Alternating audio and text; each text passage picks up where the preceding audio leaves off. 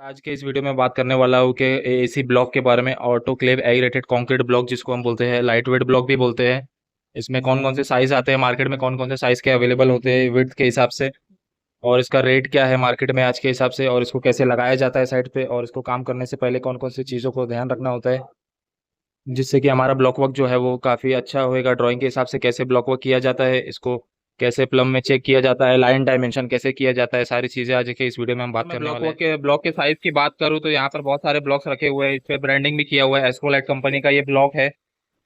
इसका जो standard size आता है मार्केट में, इसका जो हाइट है ये 200 mm रहता है, और लेंथ जो है वो 600 mm का इसका लेंथ रहता है। ये स्टैंडर्ड रहता है, क्योंकि मोस्टली यही साइज का आपको मार्केट में मिलेगा। फिर इसमें चेंजेस क्या आता है, इसके विड्थ में चेंजेस आता है। ये जो विड्थ है ये अलग अलग साइज का विड्थ मिलता है। ये सारे ब्लॉक जो यहाँ पर रखे हुए हैं ये 150 mm विड्थ के ब्लॉक है। ये मेजर मैं आपको टेप से मेजर करके दिखाता हूँ। इसका विड्थ जो है ये 150 mm दिख रहा है। ये 150 mm का विड्थ का ब्लॉक है। जितने ब्लॉक रखे हुए हैं सारे 150 mm विड्थ के। लाइट पर मेरे पास तीन चार अलग अलग टाइप के साइज के ब्लॉक्स है, वो मैं चेक कराता हूँ। यहाँ पर ये 100 mm का ब्लॉक्स है, देख सकते हैं इसका विड्थ जो है वो 100 mm है। फिर उसके बाद एक 125 mm का ब्लॉक्स है, यहाँ पर 200 mm का ब्लॉक्स है। इसका साइज देखेंगे तो ये 125 mm दिख रहा है। ये 125 mm का ब्लॉक्स है। फिर सबसे लास्ट विड्थ जो आता है वो 250 mm आता है। इसका विड्थ अगर देखेंगे तो ये 250 mm विड्थ का ब्लॉक है। ये तीन चार टाइप के साइज ब्लॉक्स आपको मार्केट में मिलेंगे, 100 mm, 125 mm, 150 mm। मोस्टली जो है 150 mm का यूज़ किया जाता है ज़्यादातर साइड्स पर। पार्टीशन वॉल के लिए ज़्यादातर जो है 150 mm यूज़ करते हैं। फिर उसके बाद 200 आता है, 250 mm का ब्लॉक्स आता है। ब्लॉक की प्राइस की बात करूँ तो ये हमको 15 से 20 रुपये से लेके 40 से 45 रुपये तक की रेंज में आ जाता है। ये डिपेंड करता है कि आपका लोकेशन कहाँ है, मुंबई, पुणे, हैदराबाद, बेंगलोर, जो भी आपका लोकेशन है, और ये कौन कौन से साइज़ का ब्लॉक परचेस करना चाहते हैं, कौन सी ब्रांड के कंपनी का ब्लॉक परचेस करना चाहते हैं, ये सारे प्राइसेस जो है वो डिपेंड करते हैं। ये सारी रेंज जो मैंने बताई, इस रेंज में ये आपको मिलेंगे। यहाँ पर जो ब्लॉक रखा हुआ है यहाँ पर इसका ब्रांडिंग जो है वो एस्कोलाइट कंपनी का ये ब्लॉक है। अभी बात करते हैं सबसे इंपॉर्टेंट चीज़ की कि ब्लॉक वर्क को स्टार्ट कैसे करना है। तो जैसे कि ये फ्लोर पे दिख रहा है, यहाँ पर अभी ब्लॉक वर्क स्टार्ट नहीं हुआ है, तो हमको कौन कौन से रेफरेंस लाइन लेके ब्लॉक वर्क स्टार्ट करना है ड्राइंग के हिसाब से। तो यहाँ पर ब्लॉक वर्क स्टार्ट करने से पहले सबसे पहले मैंने अपने सर्वेयर से जो है वो सर्वे के पॉइंट्स ले लिए हैं, जो कोऑर्डिनेट्स होते हैं एक्स डायरेक्शन में और वाई डायरेक्शन में, वो भी यहाँ पर दिखाता हूँ। तो वो जो मैंने पॉइंट्स लिए हैं कोऑर्डिनेट्स, वो कुछ इस तरीके से रहता है। ये यहाँ पर ठेसी मारा हुआ है इसके ऊपर, ये जो खीला दिख रहा है ये कोऑर्डिनेट्स पॉइंट्स है। इसको मैंने एक यहाँ पर लिया है और एक वो एंड पे लिया, वहाँ पर भी दिखाता हूँ। तो ये मेरा वाई डायरेक्शन हो जाएगा फॉर एग्जाम्पल के लिए।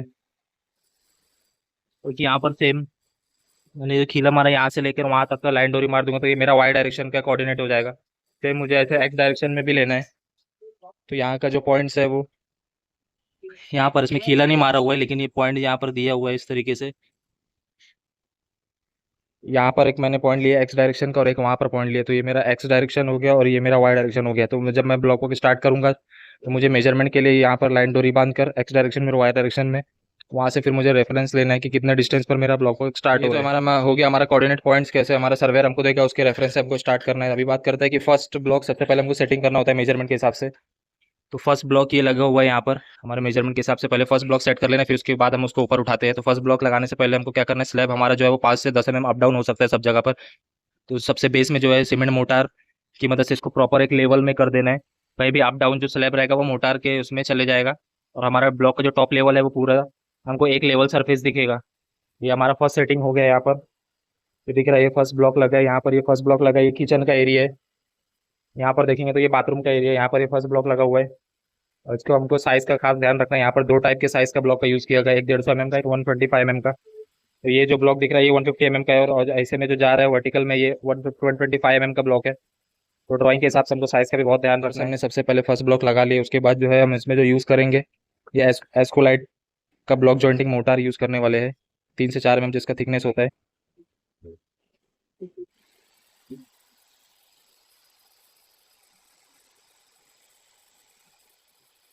इसको प्रॉपरली ग्राइंडिंग मशीन से मिक्स करेंगे जिससे हमारा मिक्सिंग जो है वो अच्छा होएगा। तो अभी जैसे कि हमारा फर्स्ट ब्लॉक उठ चुका है, फिर उसके बाद हमको ब्लॉक वर्क स्टार्ट करना है। हर एक ब्लॉक को जैसे ही हम उसके ऊपर नेक्स्ट ब्लॉक लगाएंगे तो उसको हमको प्लम में चेक करना है कि वो सीधा है कि नहीं, स्लो वहाँ पे तो नहीं झुक गया, या ये साइड तो नहीं झुक गया। अगर झुक जाएगा तो हमारा ऊपर का पूरा वॉल जो है वो पूरा झुक सकता है, टिल्ट हो सकता है, ये साइड या ये साइड। तो हर ब्लॉक को हमको प्लम में चेक करना है। फिर अगर एक लाइन हमारा कंप्लीट हो गया तो इसको लाइन डोरी इस कॉर्नर से लेके इस कॉर्नर तक लाइन डोरी लगाकर चेक करना है। ब्लॉक सीधे डायरेक्शन में तो जा रहा है ना, कहीं आगे पीछे तो नहीं हो रहा है, ये भी हमको चेक करना है। जैसा कि दिख रहा है यहाँ पर ब्लॉक वर्क का काम अभी स्टार्ट है। ये जो आपको आगे पीछे ब्लॉक दिख रहा है ये इंटरलॉकिंग ब्लॉक बोलते हैं। हमारा ब्लॉक वर्क जो है वो उस डायरेक्शन में भी घूमने वाला है, तो वहां से जो ब्लॉक आएगा वो यहाँ पर इंटरलॉक हो जाएगा। इंटरलॉकिंग देना है ब्लॉक, जिससे ब्लॉक में जो है दीवार में मजबूती रहेगी।